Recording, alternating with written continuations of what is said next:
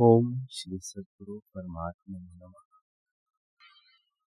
श्री योग वशिष्ठ महारामायण उत्पत्ति प्रकरण सर्ग 10। श्री वशिष्ठ जी बोले, हे रामचंद्र जी, दृश्य के अत्यंत अभाव के निमित्त मैं एक कथा सुनाता हूं, जिसका अर्थ निश्चय कर समझने से दृश्य शांत होकर फिर संसार कदाचित न उपजेगा। जैसे समुद्र में धूल नहीं उड़ती, वैसे ही तुम्हारे हृदय में संसार न रहेगा। हे रामचंद्र जी, यह जगत जो तुमको भासता है सो अकारण रूप है। इसका कारण कोई नहीं। जिसका कारण कोई न हो और भासे, उसको जानिए कि भ्रम मात्र है, उसका उपजा कुछ नहीं। जैसे स्वप्न में सृष्टि भासती है, वह किसी कारण से नहीं उपजी, केवल संवित रूप है। वैसे ही सर्ग आदि कारण से नहीं उपजा, केवल आभास रूप है। परमात्मा में कुछ नहीं। हे रामचंद्र जी, जो पदार्थ कारण बिना भासे तो जिसमें वह भासता है, वही वस्तु उसका अधिष्ठान रूप है। जैसे तुमको स्वप्न में स्वप्न का नगर होकर भासता है, पर वहां तो कोई पदार्थ नहीं, केवल आभास रूप है। और संवित ज्ञान ही चैतन्यता से नगर होकर भासता है। वैसे ही विश्व अकारण आभास आत्मसत्ता से होकर भासता है। जैसे जल में द्रवता, वायु में स्पंद, जल में रस और तेज में प्रकाश है, वैसे ही आत्मा में चित्त संवेदन है। जब चित्त संवेदन स्पंद रूप होता है, तब जगत रूप होकर भासता है। जगत कोई वस्तु नहीं है। हे रामचंद्र जी, जैसे और तत्वों के अणु और ठोर भी पाए जाते हैं, और आकाश के अणु और ठोर नहीं पाए जाते हैं, क्योंकि आकाश शून्य रूप है।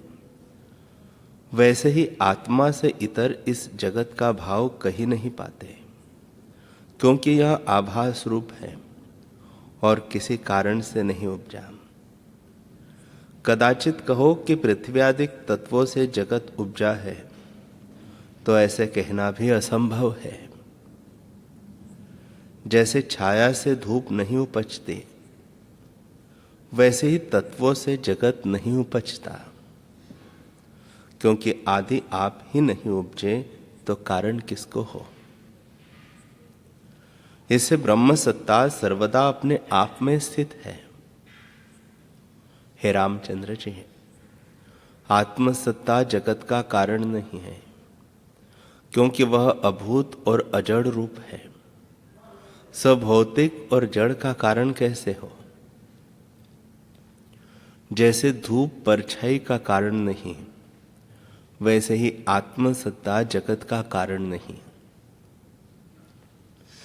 इससे जगत कुछ हुआ नहीं, वही सत्ता जगत रूप होकर भासती है। जैसे सुवर्ण भूषण रूप होता है और भूषण कुछ उपजा नहीं है, वैसे ब्रह्म सत्ता जगत रूप होकर भासती है। जैसे अनुभव सम्मित स्वप्न नगर रूप हो भासता है, वैसे यह सृष्टि किंचन रूप है, दूसरी वस्तु नहीं है। ब्रह्म सत्ता सदा अपने आप में स्थित है, और जितना कुछ जगत स्थावर जंगम रूप भासता है, वह आकाश रूप है। श्री वशिष्ठ जी बोले, हे रामचंद्र जी, आत्मसत्ता नित्य, शुद्ध, अजर, अमर और सदा अपने आप में स्थित है। उसमें जिस प्रकार सृष्टि उदय हुई है, वह सुनिए। उसके जानने से जगत कल्पना मिट जाएगी। हे रामचंद्र जी, भाव अभाव, ग्रहण त्याग, स्थूल सूक्ष्म जन्म मरण आदि पदार्थों से जीव छेदा जाता है, उससे तुम मुक्त होंगे। जैसे चूहे सुमेरु पर्वत को चूर्ण नहीं कर सकते, वैसे ही तुमको संसार के भाव अभाव पदार्थ चूर्ण न कर सकेंगे। हे रामचंद्र जी, आदि शुद्ध देव अचेत चिन्मात्र है, उनमें चैत्य भाव सदा रहता है, क्योंकि वह चैतन्य रूप है। जैसे वायु में स्पंद शक्ति सदा रहती है, वैसे ही चिन्मात्र में चैत्य का फुरना रहकर अहम अस्मि भाव को प्राप्त हुआ है। इस कारण उसका नाम चैतन्य है। हे रामचंद्र जी, जब तक चैतन्य संवित अपने स्वरूप के ठौर नहीं आता, तब तक इसका नाम जीव है, और संकल्प का नाम बीज चित्त संवित है। उसी से सर्वभूत जाति उत्पन्न हुई है। इससे सबका बीज चित्त संवित ही है। जब जीव संवित चैत्य को चेतता है, तब प्रथम शून्य होकर उसमें शब्द गुण होता है। उस आदि शब्द तन्मात्रा से पद, वाक्य और प्रमाण सहित वेद उत्पन्न हुए। जितना कुछ जगत में शब्द है, उसका बीज तन्मात्रा है, जिससे वायु स्पर्श होता है। फिर रूप तन्मात्रा हुई, उससे सूर्य अग्नि आदि प्रकाश हुए। फिर रस तन्मात्रा हुई, जिससे जल हुआ, और सब जलों का बीज वही है। फिर गंध तन्मात्रा हुई, जिससे संपूर्ण पृथ्वी हुई, और सब पृथ्वी का बीज वही है। हे रामचंद्र जी, इसी प्रकार पांचों भूत हुए हैं। फिर पृथ्वी, अप, तेज, वायु और आकाश से जगत हुआ है। सो भूत पंचीकृत और अपंचीकृत है। यह भूत शुद्ध चिदाकाश रूप नहीं है, क्योंकि संकल्प और मैल युक्त हुए है। इस कारण चिद अणु में सृष्टि भासी है। जैसे वट बीज में से वट का विस्तार होता है, वैसे ही चिद अणु में सृष्टि है। कहीं क्षण में युग और कहीं युग में क्षण भासता है। चिद अणु में अनंत सृष्टि फुरती है। जब चित्त संवित चैतन्य मुख होता है, तब अनेक सृष्टि होकर भासती है।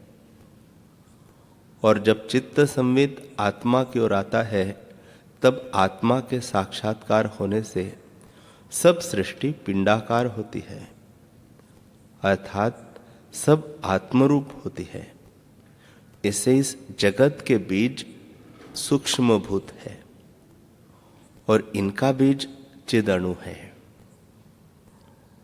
हे राघव, जैसा बीज होता है वैसा ही वृक्ष होता है। इससे सब जगत चिदाकाश रूप है।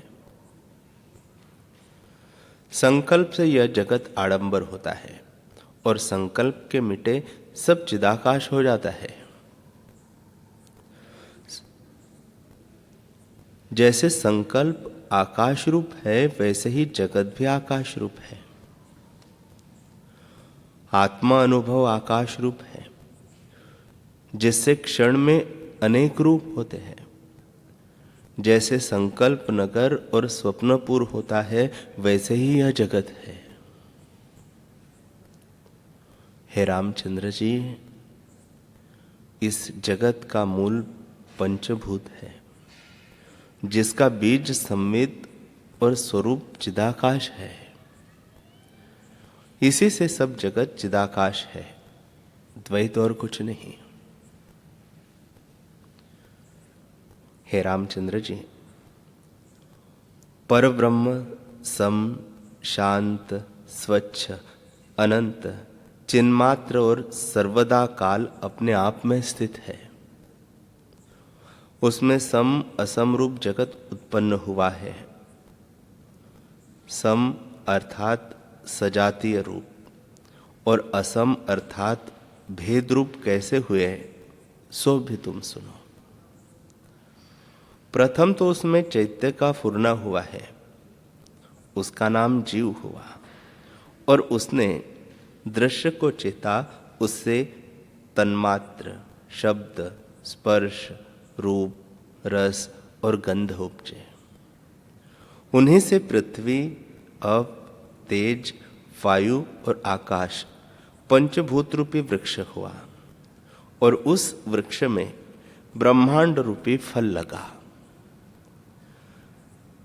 इससे जगत का कारण पंच तन्मात्रा हुई है और तन्मात्रा का बीज आदि संवित आकाश है और इसी से सर्व जगत ब्रह्मरूप हुआ है। हे रामचंद्र जी, जैसा बीज होता है वैसा ही फल होता है। इसका बीज परब्रह्म है तो यह भी परब्रह्म हुआ, जो आदि अचेत चिन्मात्र स्वरूप परमाकाश है और जिस चैतन्य संवित में जगत भासता है वह जीवाकाश है।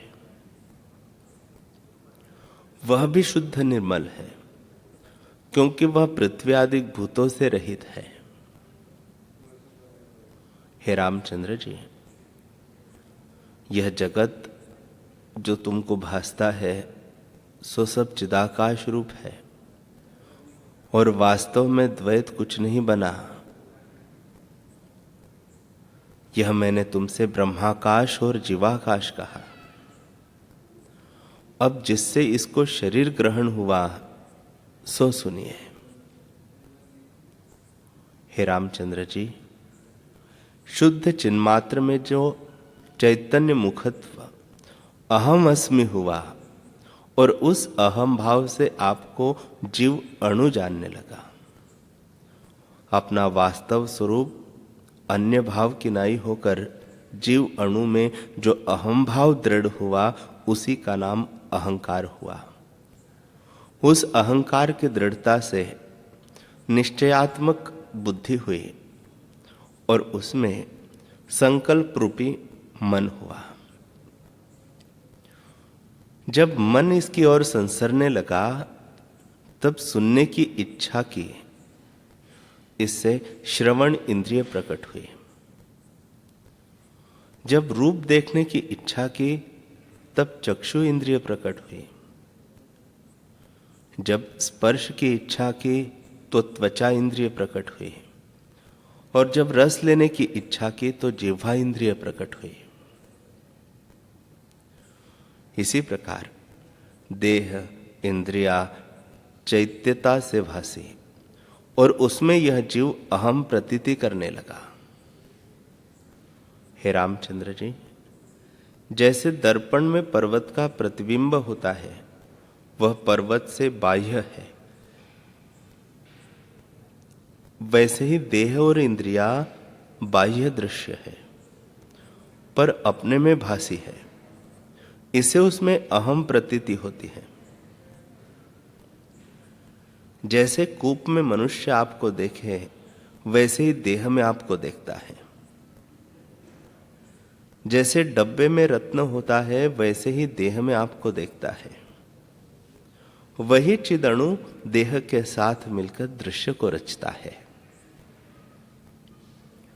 उस अहम से ही क्रिया भासने लगी।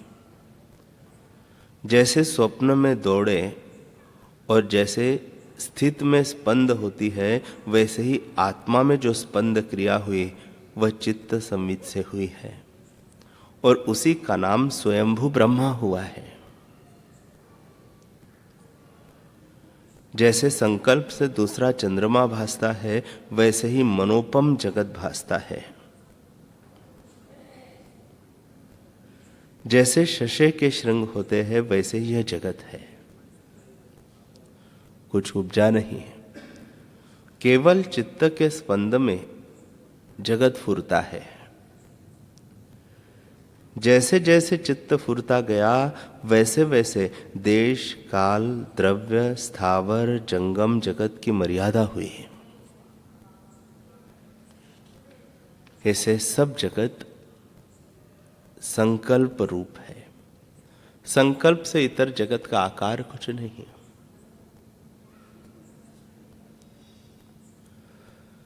संकल्प फुरता है तब आगे जगत दृश्य भासता है, और संकल्प निस्पंद होता है तब दृश्य का अभाव होता है। हे रामचंद्र जी, इस प्रकार से यह ब्रह्मा निर्वाण हो और फिर उपजे है, इससे सब संकल्प मात्र ही है। जैसे नटवा नाना प्रकार के पट के स्वांग करके बाहर निकल आता है, वैसे ही देखो यह सब माया मात्र है।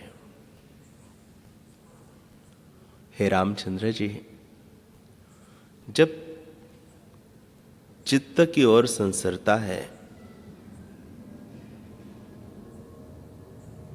तब दृश्य का अंत नहीं आता, और जब अंतर्मुख होता है तब जगत आत्मरूप होता है। चित्त के निस्पंद होने से एक क्षण में जगत निवृत्त होता है, क्योंकि संकल्प रूप ही है। इससे यह जगत आकाश रूप है, उपजा कुछ नहीं, और आत्मसत्ता ज्यों के त्यों अपने आप में स्थित है। जैसे स्वप्न में पर्वत और नदियां भ्रम से दिखते हैं, वैसे ही यह जगत भी भ्रम से भासता है।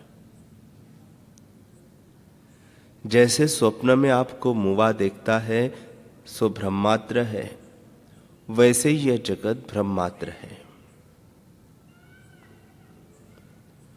हे राम जी, यह स्थावर जंगम जगत सब चिदाकाश है।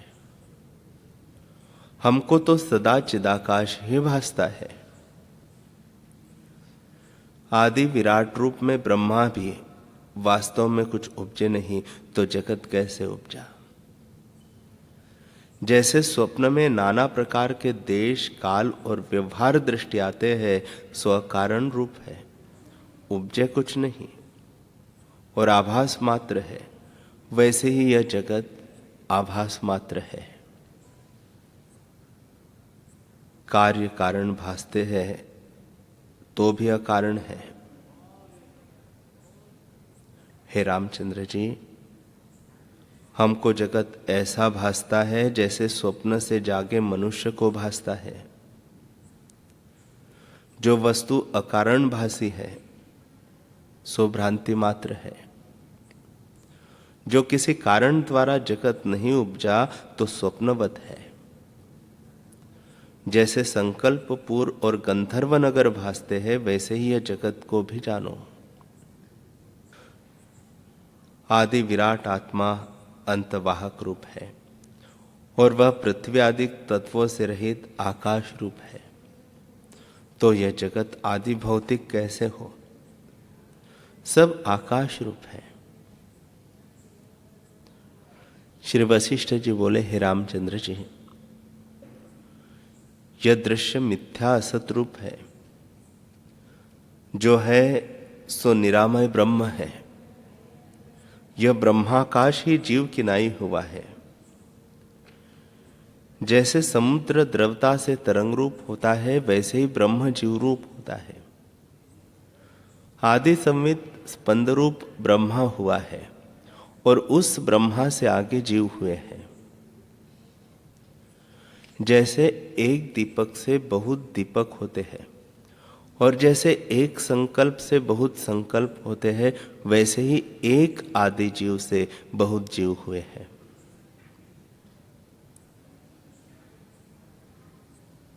जैसे थंभे में शिल्पी पुतलियां कल्पता है, पर वह पुतलियां शिल्पी के मन में होती है।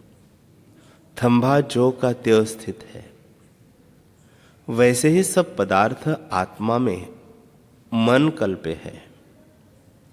वास्तव में आत्मा ज्यों का त्यों ब्रह्म है। उन पुतलियों में बड़ी पुतली ब्रह्म है और छोटी पुतली जीव है। जैसे वास्तव में थंभा है, पुतली कोई नहीं उपजी, वैसे ही वास्तव में आत्मसत्ता है, जगत कुछ उपजा नहीं। संकल्प से भासता है और संकल्प के मिटने से जगत कल्पना मिट जाती है।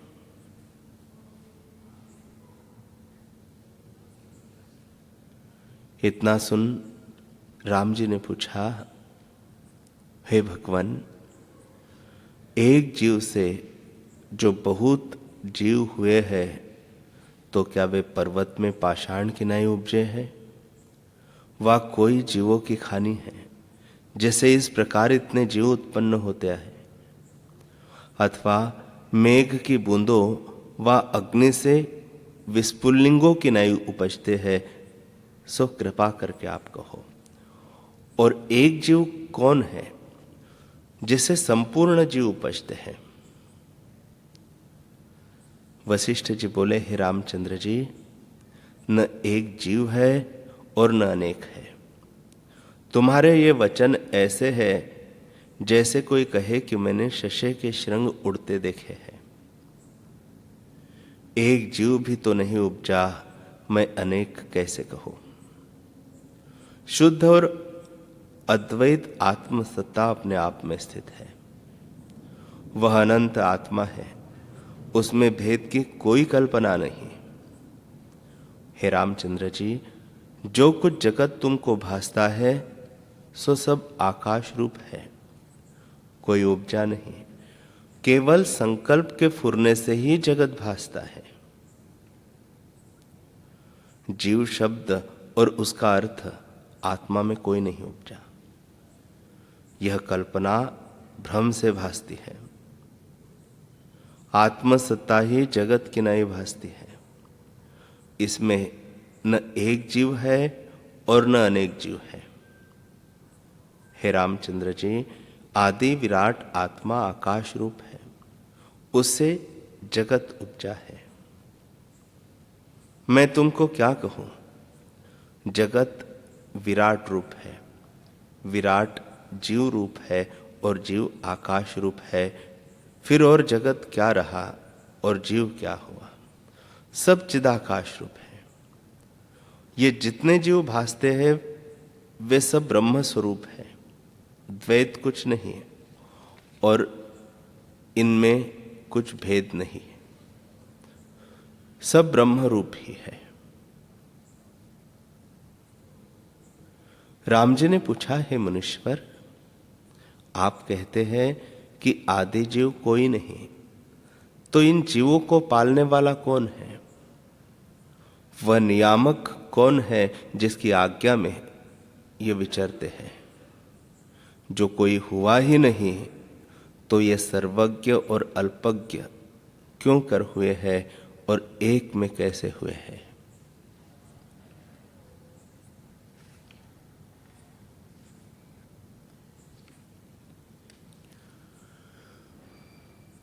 हरि ओम।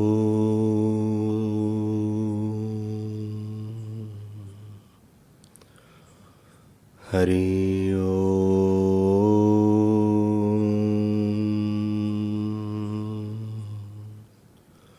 ओम सहना भवतु सहनौ भुनक्तु सह वीर्यं करवावहै तेजस्विनावधीतमस्तु मा विद्विषावहै।